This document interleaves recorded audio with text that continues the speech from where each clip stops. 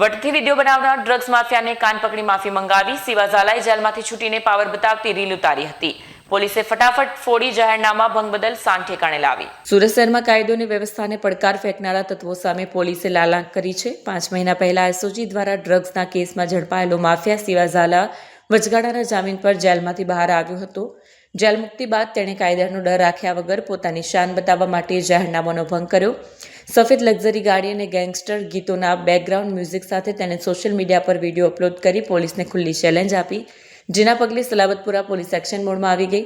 પોલીસના કડક વલણને જોતા ગણતરીના કલાકોમાં જ ડ્રગ્સ માફિયા સિવા ઝાલાની સાન ઠેકાણે આવી ગઈ.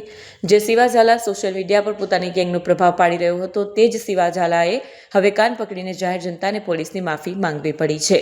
તેણે કબૂલાત કરી હતી કે જેલમાંથી વચગાળાના જામીન પર આવ્યા બાદ તેના સમર્થકો દ્વારા ફટાકડા ફોડીને ઉજવણી કરવામાં આવી હતી. તે કાયદાનું ઉલ્લંઘન હતું.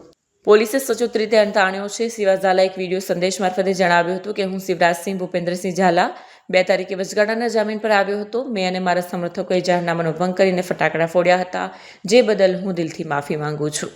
સામાન્ય જનતામાં ભયનો માહોલ પેદા થતો હતો, પરંતુ સુરત પોલીસે સિવા ઝાલા પાસે કાન પકડાવીને સાબિત કરી દીધું છે કે કાયદો સર્વોપરી છે.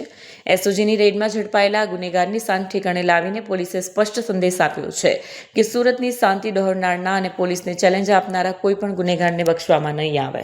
હું શિવરાજસિંહ ભૂપેન્દ્રસિંહ ઝાલા 2 તારીખે વચગાળાના જામીન ઉપર પેરોલ ઉપર આવ્યો હતો અને પેરોલ ઉપર આવી અને જાહેરમાં મેં ફટાકડા ફોડ્યા હતા અને ફટાકડા ફોડી અને કાયદાનો મેં ભંગ કર્યો હતો.